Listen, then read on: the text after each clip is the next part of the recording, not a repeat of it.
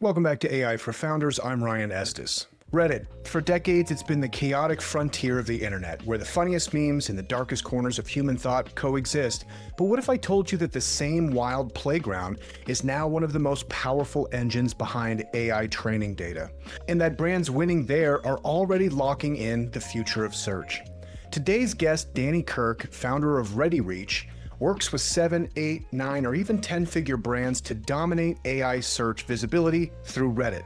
His agency has quietly helped over 500 companies surface in the very answers that ChatGPT and Claude delivers to users like you. In this episode, we unpack how Reddit became the secret marketing weapon of the AI age, why comments, not posts, are the new SEO, and how generative search is rewriting the rules of discovery.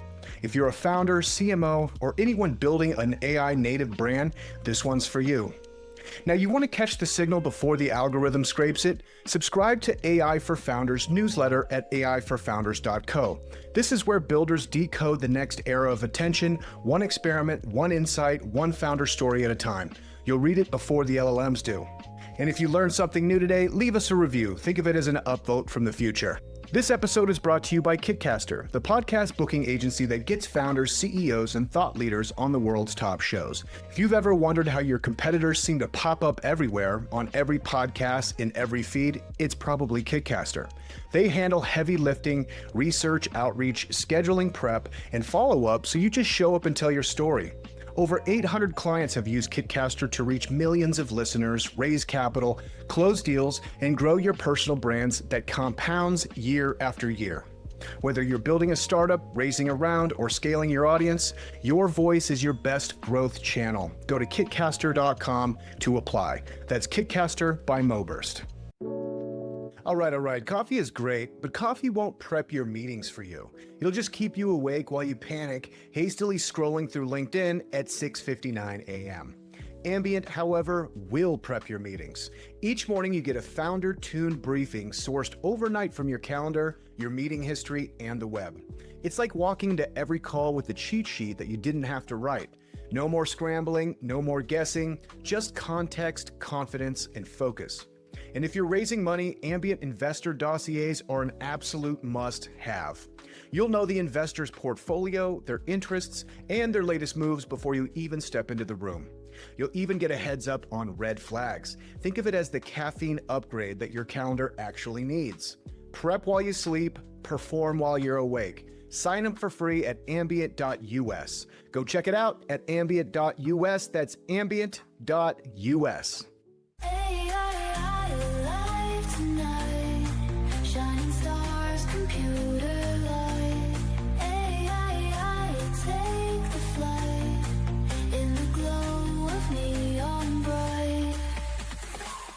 All right, we're rolling. Danny, how are you? Welcome to the show. Hey, Ryan, I'm doing well. Thanks for having me. Absolutely. I'm really excited to talk to you as an expert in Reddit. I am a long-time lurker, very few-time commenter, sometimes submitter. So we're going to get deep into your company, ReddiReach. We're going to talk about you. But before we get going, as context, talk to us a little bit. Give us an introduction of your business.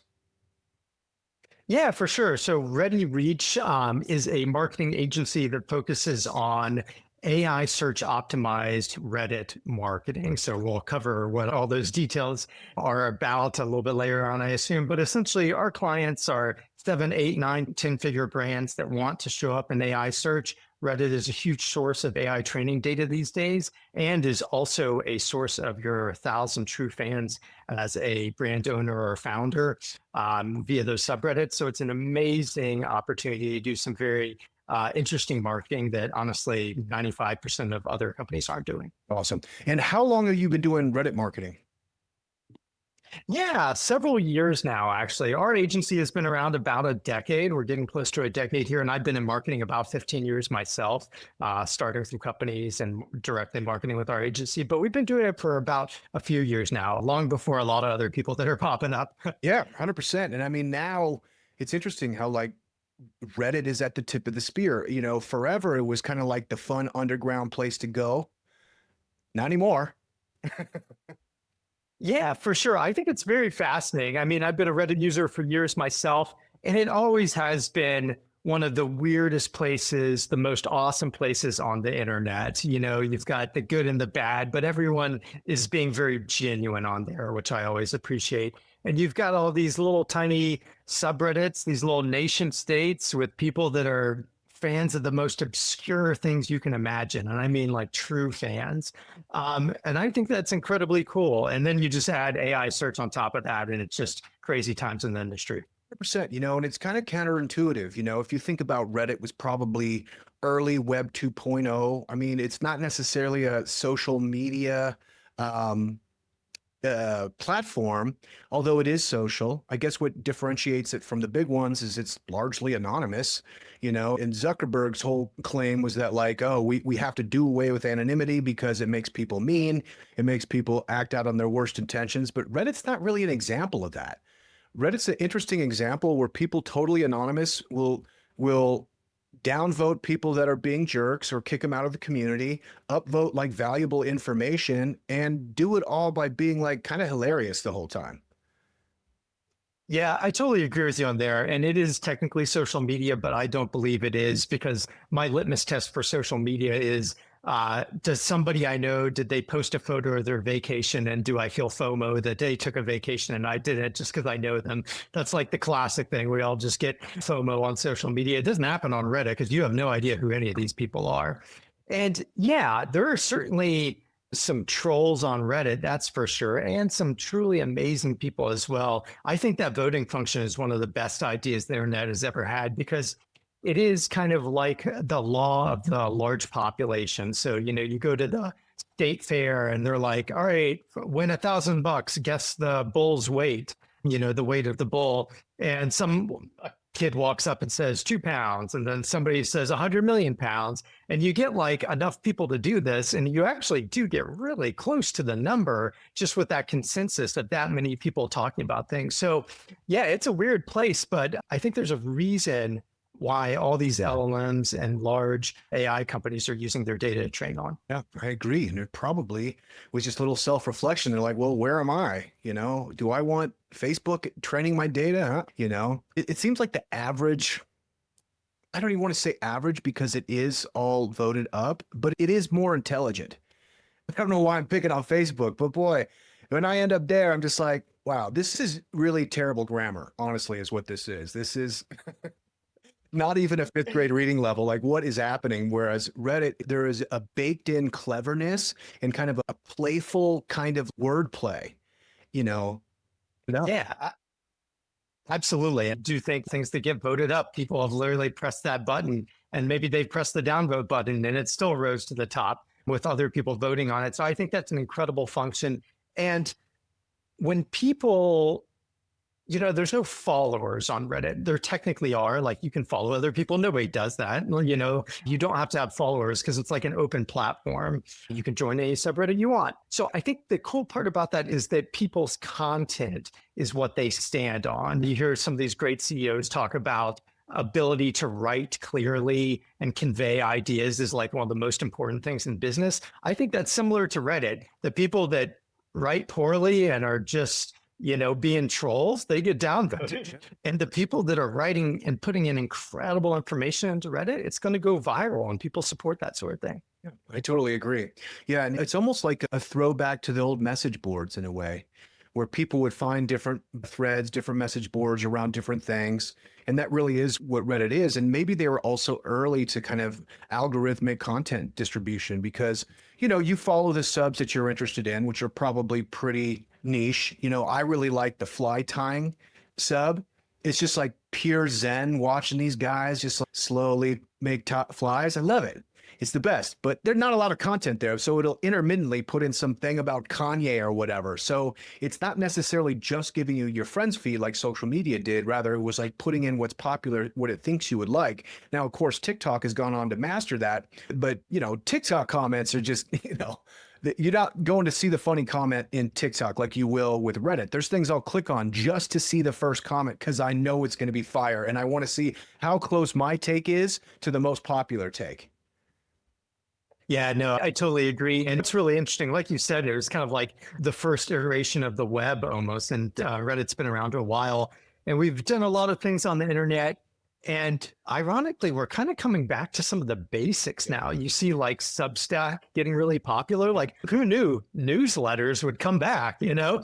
And I think a lot of people are finding that in Reddit too. Is like, man, we passed this by 20 years ago. And now it's like, no, there's something here. Yeah, I totally agree. And it's super entertaining. And they've had some controversy in the last couple of years too. New CEOs, they cleaned it up a lot. Another characteristic, I think, of message boards and the old internet was like you could find absolutely the worst things on planet Earth on there. And I'm sure there's still nooks and crannies of where you can on Reddit. But I mean, I used to have these horrible subs that I'd subscribe to. It was like, watch people die was one. Oh, geez. There was another one. There's some horrible ones. One called Fat People Hate. And, my weight fluctuates, but I got the jokes. It was just so mean. But like, that was kind of the irony. It was like, it was funny, but some of these things, it's like, when they're so toxic and poisonous, like it's like the car wreck you can't look away from. So when they kind of cleaned that up, I felt like it cleaned my psyche a little bit. Yeah, for sure. I think they've tried hard. I mean, those guys have been around for a very long time now and may finally be profitable, actually, with all this AI stuff. But I do think that Redditors are incredibly passionate. I think people at the corporation level are incredibly passionate. Everyone wants to see it stick around. So I think they're trying. 100%. And this is good kind of transition to talk about like kind of your services and what you're doing largely. And let's start with like, brand security. Like people are like, hey, we want to get onto Reddit, but we know that, watch people die subreddits out there. How do they commit to brand safety when, there is kind of like the unruly aspects and nooks and cranny of Reddit?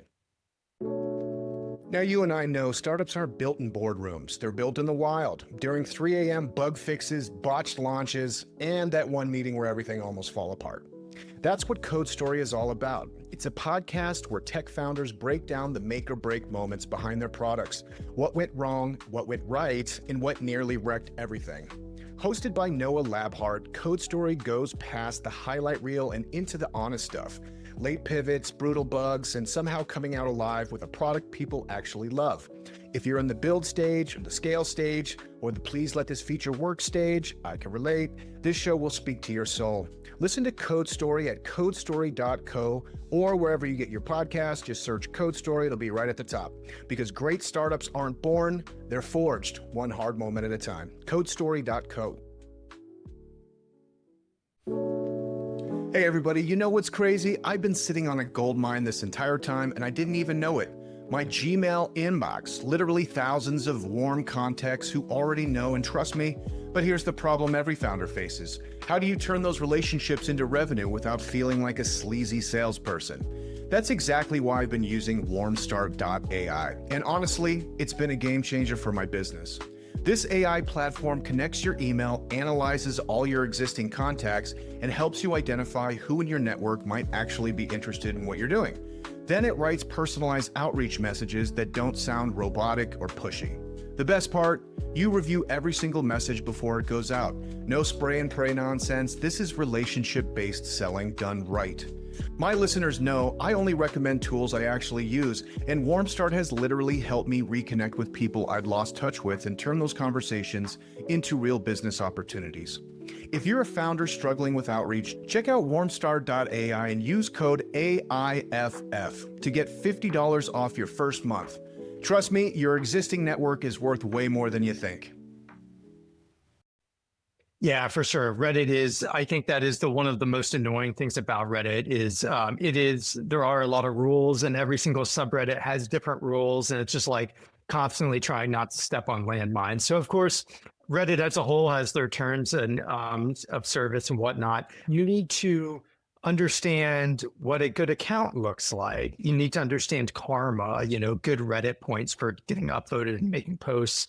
You need to understand how Reddit people talk, how they don't like promotion in an overly promotional way.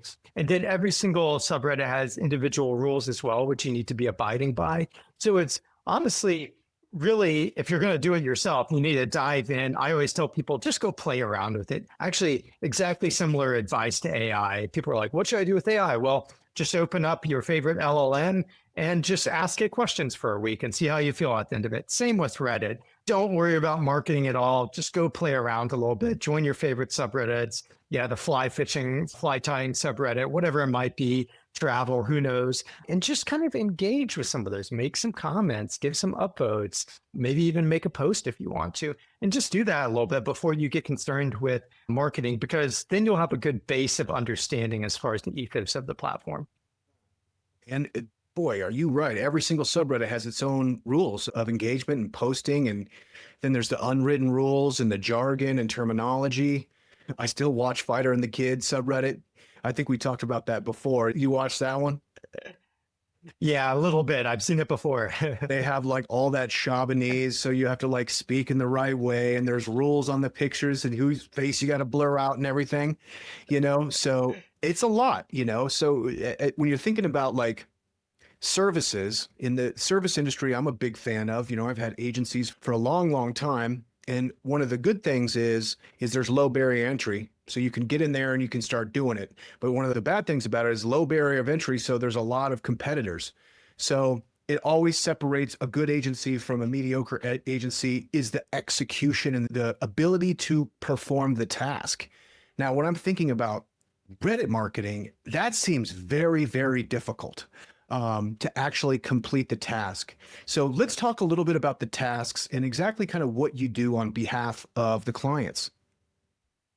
Yeah, for sure. So on Reddit, I kind of break down what you can do on Reddit into let's talk about 4 buckets. You can do advertising. We actually don't do any paid ads for our clients because I'm a big believer in organic, but some people do advertisements. I've been told it's one of the lowest cost per click on the internet. So maybe it's something for some listeners to look into. There are AMAs, Ask Me Anythings. We actually haven't dipped our toes into those just because AI search doesn't seem to be citing AMA. So for our clients, for their goals, it's not a very relevant thing. But then that leaves posting and commenting. So posting is making a new thread. People call them threads as well. You're actually in a subreddit, making a new post or topic, whatever it might be, telling your story, whatnot, and people can comment on that. Now, the other side of that is commenting. You can comment into posts as well. I think both are great. If we're talking about marketing here, Reddit is very promotional. Even if you're following the rules, people can downvote whatever they want. So if they kind of see that you're being a little too salesy or too promotional, they'll downvote you even if you're playing by the rules. So posting is inherently self-promotional because you're like, hey, I'm posting this. I'm going to talk about myself, or it's just like kind of waving your hand. That can work well, but posts can get often deleted. They have a lot of rules involved. If you mention a brand name, they're even riskier and they can get deleted. Commenting, my belief is commenting is inherently helpful. Somebody else has made the post, you're going in there and just leaving a helpful comment that may mention a brand. As I always tell my clients on sales calls, be genuine, helpful, factually accurate, and truthful, with the goal of really helping the reader first, and then maybe mentioning a brand second. But I believe commenting is where it's all at in Reddit. And then AI appears to be reading the comments because all the AI big labs are looking for human data, human interaction. Where is it coming from? It's actually coming from the comments. That's where the humans interact. It's not on the post level, it's in the comments. So that's also another belief why we think is the best place to be at. Yeah. Is it best practice to use an account to pose a question and use another account to answer the question? Some people do that. So, it's funny. I just got one of my favorite compliments of all time 2 weeks ago. There's a very well-known agency owner, and we had a call. She's a category leading agency owner. And she said, Danny, you're the first non-sketchy Reddit marketer I've ever spoken to. Like you said, it's a low barrier to entry. There's a lot of people coming out of the cracks. Some people do huge bot farms and upvote farms and, a matrix of interactions. I've got nothing against people doing that. We don't do that. We want our work, really good comments, to really stand on their own. They get upvoted because they're great. And we let the community do that. And that actually just kind of goes back to my belief of and desire of wanting to make the platform better, not worse. So that's kind of what we focus on. Yeah. I tried that once. went on a subreddit and was like, hey, what's a good newsletter about this subject? And then I went to my alt account and was like, I recommend this newsletter. The admin was like, hey, man, we deleted that. We can tell that those are both you. I was like, oh, whoops. Yeah. Okay. Yeah, we can see here. Yeah, it's odd for as janky as Reddit is, and boy, it is not the most technologically savvy platform on the internet. Let's all just be honest about that. They are incredibly good at detecting things for their tech level. So that's why I tell clients, not only is it kind of an ethos thing, but also they're just really good at that, detecting that stuff. Yeah, totally. Cool. One thing about optimization, what was called search engine optimization, SEO, is now called answer engine optimization. Is that correct? Is that the acronym they landed on? Nobody knows. So it's either generative engine optimization or AEO answer or agentic engine optimization. Me and my colleagues are just calling it AI search these days. Yeah. So yeah, because that's what it is. SEO is not going anywhere. It's getting cut into by AI search, but I think it's just kind of an evolution of the space. It's just kind of changing. It's all search. There's just a new tab now. And we're all figuring it out as we go. The thing is, somebody threw out AEO the other day, and I was like, wait, I gotta always back up. I don't know what's that acronym. They're like, agentic or whatever, or answer generate. And I was like, why are you feeling that all confident? Like it's been resolved. Like we don't know what this is called yet. You can't just put it out there. But it's interesting. So like SEO, typically you're doing an SEO campaign, you're really committing to content. I mean, I think a general rule of thumb is it might be 3 to 6 months before you see some of the results really start to pop. How is that different with LLMs? Yeah. So I think it's a forever game similar to SEO. So it's a long tail strategy. It compounds and compounds. So the people that are going to win are the ones that start today and play for the long term. Now, having said that, this is SEO 25 years ago. So the ones that are doing it today, it is the easiest it will ever be today. And it's just going to get harder and harder after that. So right now, fewer than 5% of brands are actually doing anything about AI search. And that gap is the biggest growth opportunity I've seen in decades. And like I said, every single day after today, it's going to get harder and harder. So easier than SEO right now, but it will become just as competitive. Yeah, 100%. And I mean, to your point, all the bots that are coming in everywhere. I mean, I haven't necessarily noticed a large uptick in like AI slop or very obvious bots. I think they are pretty good at unpacking it or like protecting it. But it, of course, with like all the attention being on Reddit, because it's a source of tons and tons of data every single day, in the same way that podcasts are getting used as well. I mean, all the major AI companies have already scraped the whole entire internet up and down, left and right, and they're always hungry for more. And this seems to be a place where they're getting higher quality and generative content. What are some of the other like platforms that are feeding LLMs right now? Yeah, there's a bunch of them out there. Obviously, Wikipedia is a huge one for training data. That's different because it's an encyclopedia. It's not changing a whole lot over time. On Reddit, a new subreddit could be made, and that's a whole new thing. So Wikipedia, YouTube in form of video content, and obviously the transcriptions. LinkedIn is pretty big as well. And then obviously all the other sources of like individual websites and their on-page optimization as well. Yeah, I think Reddit still remains valuable because it is constantly changing. We're running into these issues of needing synthetic data to train models because there's no new data. They've digested the internet. So it's like, all right, a platform where things are still happening constantly is pretty valuable in that case. And obviously that's not only Reddit, but I think that's where it keeps its value.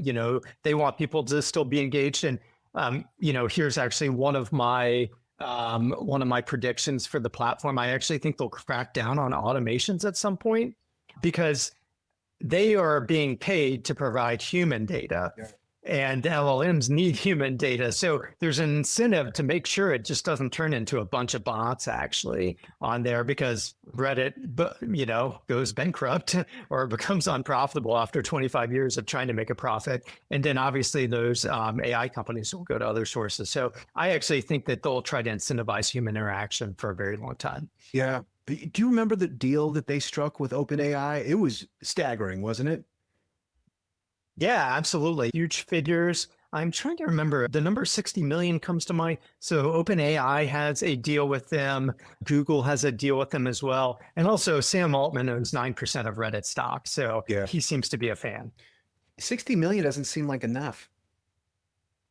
Yeah, it seems kind of low for Reddit. I think that was a good amount of money, and that might have been on an annual basis. I would need to go back and look at some of those. That was, You're right. you It know, is. It's a year annual. and Yeah. all right. But still. Nice. Yeah. It seems like I hope they renegotiate that to 600 million. You know? I know. If Shohei Ohtani is making like $1 billion, you know. Yeah, for sure. No, I think they can probably do better. But yeah, it definitely saved the company, man. I think that there are probably like two hamsters in the background keeping Reddit alive for a decade. That company was, just, and I think that that's why you've kind of seen it remain so basic as far as their technology goes, is they were operating on a shoestring for decades. Yeah. And what a great model, and to the point of like just how important LLM recommendations are. I can't tell you at this point like how many clients we've got from LLM a recommendation. It's a lot.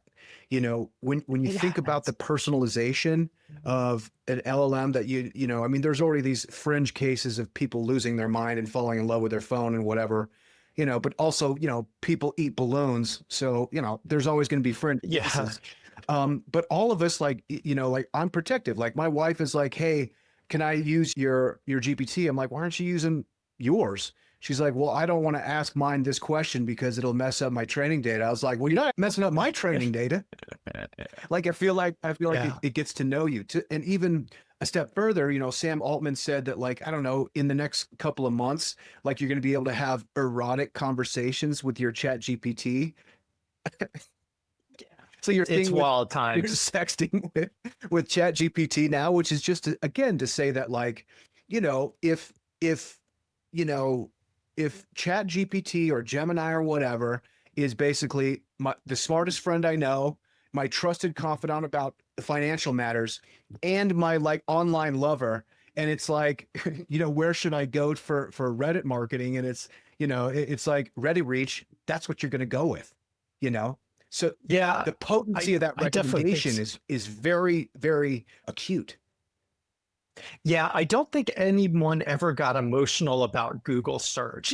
We all used it for 2 decades now, and it was honestly incredible. I love Google search until now. But yeah, no one ever fell in love, or no one ever said, like I asked ChatGPT for advice, and it's given me some great advice, I think. And, I've really appreciated that. I say thank you to it. When was the last time you thanked Google search? It's never happened, So I think it is huge. And yeah, back to your kind of original talk about brands and whatnot, brand suggestions. So I think it's a couple things here. Not only are people's buyer habits changing. So we used to just go into Google search, and then whatever top 2 links, we just go to the website and we look at those products and be like, all right, maybe I'll buy with this one. Now it's like, I'm just going to ChatGPT or my favorite LLM, and I'm typing in some questions, and I'm doing a little bit of back and forth, narrowing it down with ChatGPT, not with anybody else. But then it's like, all right, here's 3 suggestions for you. And you look at those, and that's pretty cool. And then you say, oh, hold on, let me ask a human. Where do humans hang out? I'm going to go to Reddit and make sure that this seems like pretty reasonable of an answer. And you go on Reddit and you see some good comments there. So there's that side of things, which is powerful enough in and of itself. But then the next part of it, which is really crazy, and I'm sure you saw the news, is ChatGPT released their buy it now button in the app. So that is, man, if that doesn't scare the crap out of any brand owner or manager, like imagine your website traffic going down by 95% overnight because like now people don't go to your website anymore. They just like ChatGPT either recommends you or they don't. And they just click buy now in the app. It's just really going to change the game. Yeah. Well, and for like independent businesses, it's going to be amazing.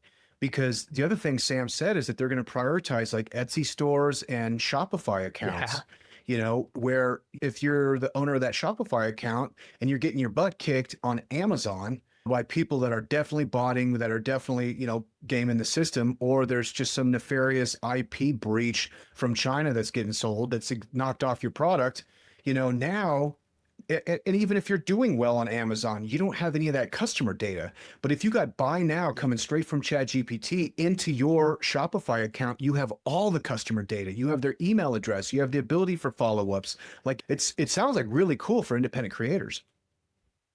Yeah, I think it's huge. I think it's an incredible time to be a builder in the age of AI, whether you're in e-commerce or a brand or just a founder doing something else. One of my favorite tools out there these days is a tool called Peekaboo, and we can put this in the show notes, but aipeekaboo.com. So it's AI search intel platforms. You just type in your link and then it's like, oh, you're getting this traffic for these key phrases from ChatGPT or Claude or things like that. And man, these guys are only 6 months old. They still have an @Gmail account address for their corporate email. And they've got 3,000 brands using their platform already. Wow. And, they used AI to build it. I think it's an incredible age for builders right now using AI. The best. It's unbelievable. I mean, just vibe coding alone is like the best. So fun and so many opportunities. It's interesting now because everyone's like, oh, the AI bubble is bursting, which just meant that everybody tried to make their agents and realized it's kind of hard. And then it broke after a couple of weeks and they're like, oh, it sucks, it's still just in its infancy, and the greatest builders don't really know what the ceiling is yet. They're in Denver, and I know you're in Colorado. Where are you at again? Yeah, for sure. In the summertime, we're in the Arkansas River Valley. And actually, the rest of the year, we're in Tucson, Arizona. But yeah, Ark River Valley. Shout out to those guys. Are you headed to Arizona yet? Oh, yeah, I'm back in Tucson now. So yeah, we got back a couple weeks ago. Yeah, the Arkansas River Valley is not where you want to spend February. Yeah, for sure. When it gets windy and cold. Yeah. Anyway, in Denver, we have this really vibrant vibe code community, and it meets every Wednesday, alternating. So one is just people are demoing the tools they're building and stuff with the AI tools. And the other one is all generative, like film and creative stuff that people are doing. And it's super cool. So, I mean, it's like, has the AI bubble burst? I don't even think we've even crested upon it. Yeah, I think that we're just going through some waves right now. And just like any of these boom and bust cycles, it just shakes out all the kind of froth. You still have the incumbents that keep growing, they'll grow 20,000 times larger. So yeah, I'm not even sure we're in the first inning, honestly. It feels very, very early to me. Very early, very interesting. Let's talk a little bit about the economics of your business. So I'm a brand. I'd love to hear about your ICP. Let's say that me personally, now I had an idea that I tried to bring forward a little while ago, and I killed it. It was called the Blillo. It was a pillow blanket called the Blillo. And now with this new announcement about Shopify, I'm thinking about bringing the Blillo back. So would I be a good candidate for your service? Or are you looking for something a little more well-established?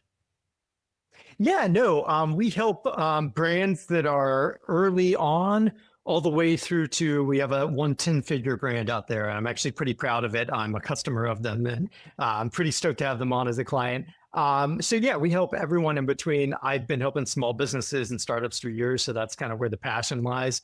But yeah, as far as your Blillo goes, it's a great idea. Consumer brands and obviously SaaS founders can market on Reddit, but consumer is huge just by virtue of Reddit is consumer focused. There's B2B on there for sure, but it's very much consumer focused. And things that are household goods or like furniture and mattresses, that's just like the biggest TAM on Reddit imaginable. So yeah, the Blillo would probably do pretty well. Bring it back, man. So you take the Blillo and you stuff old pillows in it. It's awesome. Yeah. But only lighter. Yeah, for sure. Cool. And then how do you approach pricing? What is kind of your core offer rates? Is it based on usage? How are you kind of doing pricing? Yeah, for sure. Yeah, we believe in like 1 or 2 offers only. So most of our clients are somewhere around $1,500 a month to $2,000 a month as kind of a starting point. And that's for roughly 1 comment a day, 20 comments a month. Yet again, focusing on really high quality ones that actually move the needle, the antithesis of just spraying links and spamming people and stuff. our goal, as I told people, is to have these things stick around for decades, to be read and reread by tons of humans and tons of AI for years to come. Yeah, amazing. How big's the team? Yeah, our team is only about 5 people these days.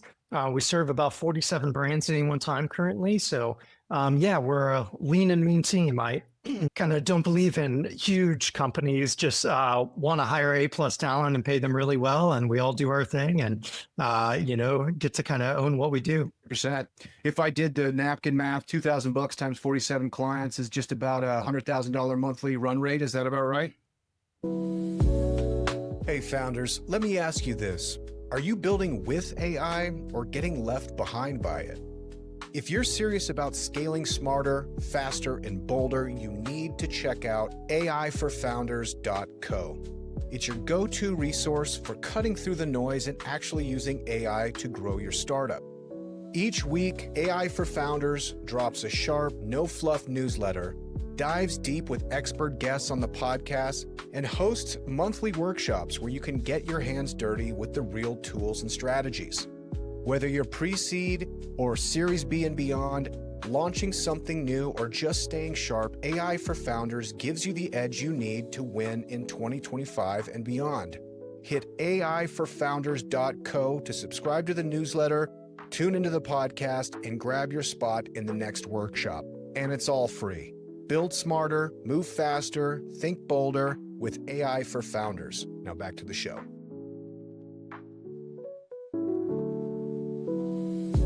This episode is brought to you by MoBurst, the AI-first growth engine trusted by iconic startups like Calm, Robinhood, Reddit, Uber, and Google. MoBurst is a digital full-service mobile-first marketing agency that helps companies to scale and become category leaders. Whether you're finding product market fit or ready to accelerate growth, MoBurst delivers creative, data-driven solutions that help with scale and efficiency and impact. At MoBurst, we're not just guessing what works, we're predicting it.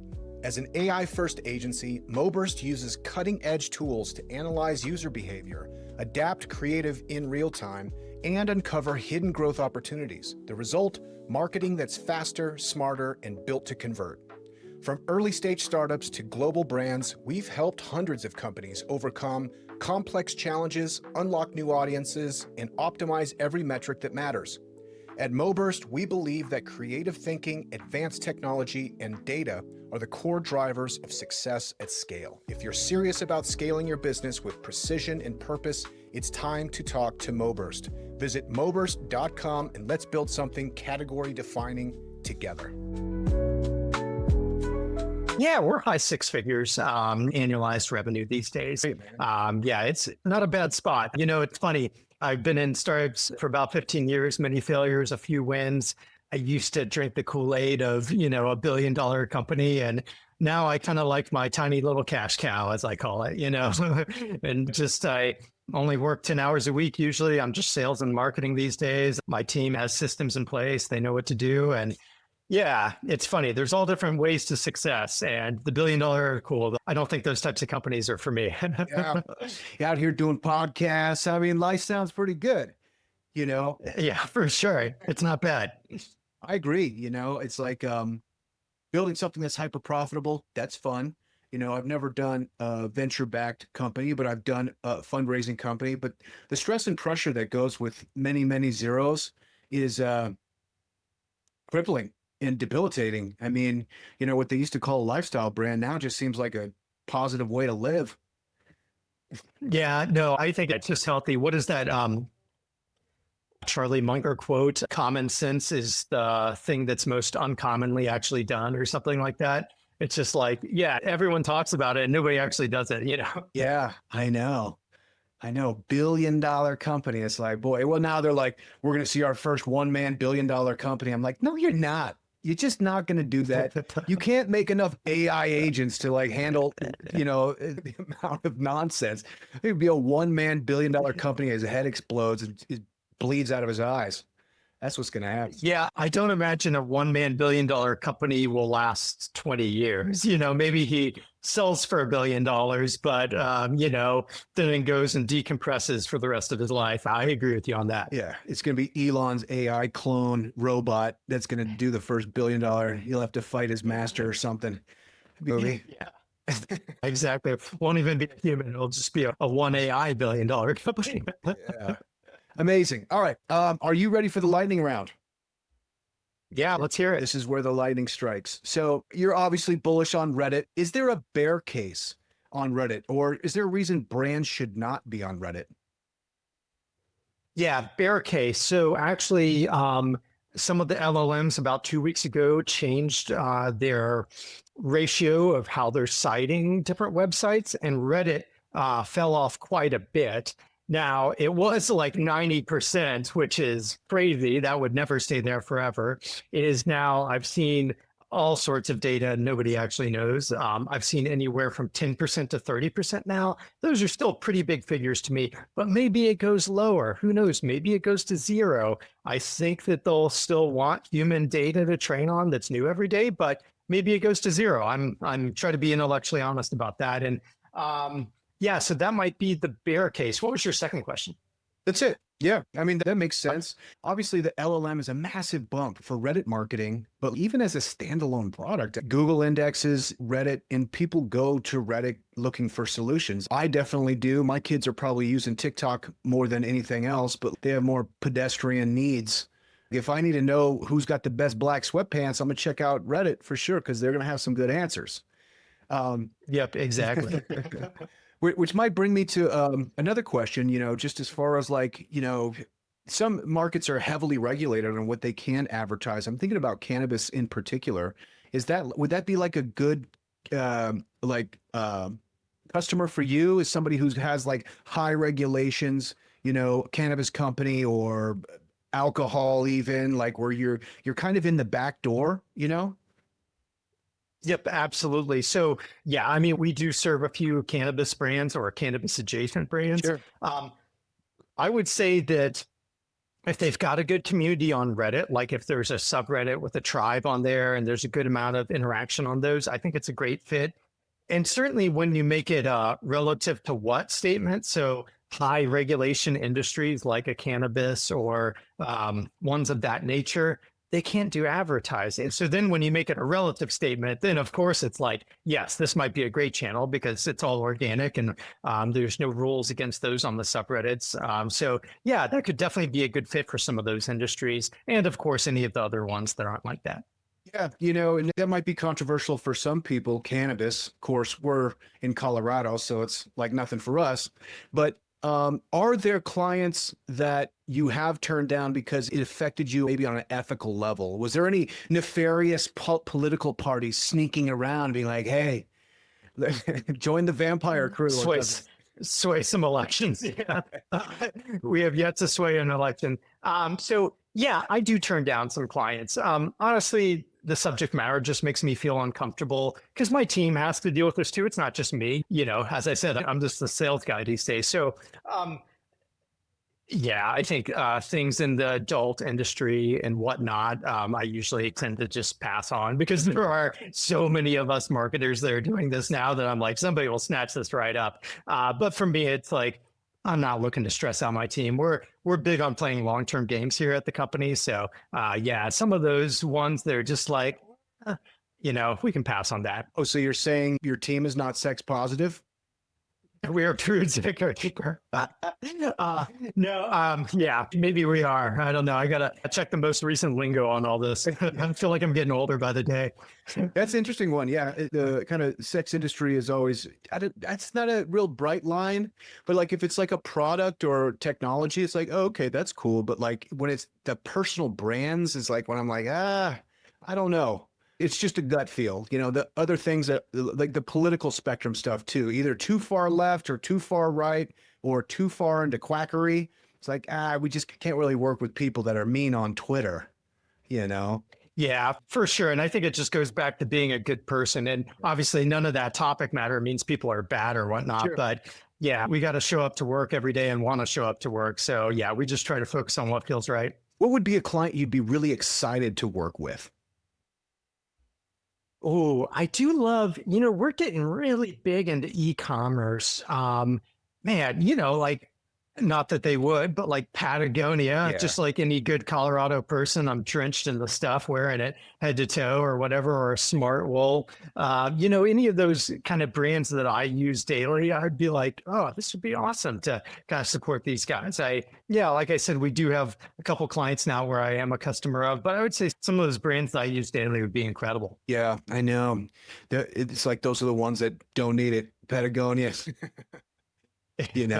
but Yeah, for sure. exactly. It's on the tip of everyone's tongue already, but yeah, it is cool to see when like there's a superior product that takes off from word of mouth. And like a lot of times, I mean, that's what's great about your service is that like people just need that tip of the tongue first, because ultimately you're going to have to prove it and you're going to have to back it up.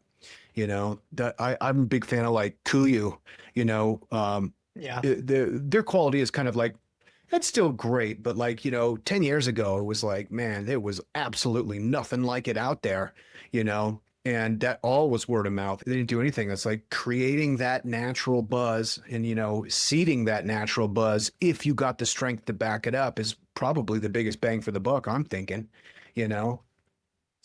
Yeah, I totally agree. And this kind of goes to one thing that I disagree with a lot of my peers about. Everyone wants to brag about, I'm the marketer that really made this company super successful. It's like, no, that company was actually always going to be successful. You just happened to be there at the right time and you poured a little gasoline on it. You're a marketer. It's like actually we had one client, that exited for 9 figures during the pandemic and just like huge successes. But they were always going to be successful. They had a great product, we just helped them. We just pushed a little bit. Totally. Yeah. I have the esteemed pleasure of being Distinction. yeah, of being, having Denver's first social media agencies.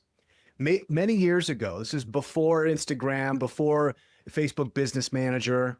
I got my start in digital marketing by making MySpace pages for bands, Nice.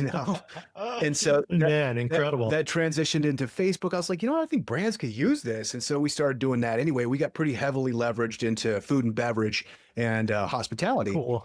naturally, because it photographs well, But it was so interesting to your point is that, I would have 2 restaurants and one of them, everything I would post would get 2,000 likes, 50 comments, Yeah. the exact same, approach to both campaigns. And this one would get 2. It's like, well, Yeah. One's a good restaurant. nice. Is there a CEO or entrepreneur that you follow closely or admire? Um, Shout out to a friend, Andrew Udarian at e-commerce fuel. He's got an incredible forum. He's a close friend, neighbor. Yeah, somebody I aspire to be more like, not only personally, how he holds himself, how he treats others, but also successful in business and how he grows companies. But yeah, e-commerce fuel is it's a private forum of I think 7, 8, and 9 figure e-commerce brand owners where they just get to chat about all things e-commerce and help each other. And he's the founder of that. Great guy. Amazing. He's a Colorado guy or Tucson? Bozeman and Tucson, actually. Amazing. If you were entering college as a freshman right now, knowing what you know, what would you study? And I would have to stay in college and study something. Not necessarily. Yeah, I mean, I think this is actually one of the hardest questions in the world right now. What do you tell your 17-year-old kid to study a year from now? I actually think it'll be very clear 5 years from now, but at this very point in time, it's like, really have no idea. Like, white collar jobs are maybe kind of becoming less valuable, but oh wait, software engineering is always valuable. Hold on. No, it's not. It actually has the largest unemployment rate of any category currently with software engineers. 16 months ago, that wasn't a true statement. So the recommendation would probably be something very interdisciplinary and do a lot of internships out in the real world, understand what it means to sell, understand what it means to work with people, understand what it means to be a valuable teammate and human, I think is way more important than the actual classes themselves. And then obviously, if you could toss in community college and the trades in there too, big time for the trades, I think, these days. Yeah, no kidding. My daughter's a freshman in college. Yeah. What did you tell her? I was the guy who was like, oh, there's no question. Computer science. There's only one thing. All you're going to learn is computer science. And then what, 2022, GPT comes out. I'm like, okay, we're reversing course. So she's studying finance. She'll be fine. Oh yeah, that's a pretty good one too. Yeah. And she'll be able to use AI too. That's a great field where you have asymmetry to it. You know, not all fields have actual asymmetry where you can use AI to be more productive to a large degree. I think that is one. Yeah, I totally agree. And she's just a natural entrepreneur. So it's like, hey, go do 10 years in a big firm and then, you'll be ready for your own thing, your own abuse once you're ready to start out on your own company. And then you'll be dreaming about the day job after that. Yeah. Nice. Last question. What's something you know now about Reddit that you wish you knew in the beginning?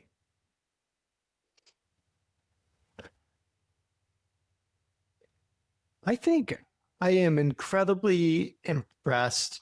I wish I kind of knew more about all the tiny, super small subreddits. This has nothing to do with marketing necessarily, or it could be, but the ones, we all see the 1 million to 10 million member subreddits, the huge ones that we all see on our feeds, but the ones that are incredibly super niche where you might actually get to know some of these people because you literally, their handles are anonymous or pseudonymous, but you do start to recognize them and you might get to truly know them.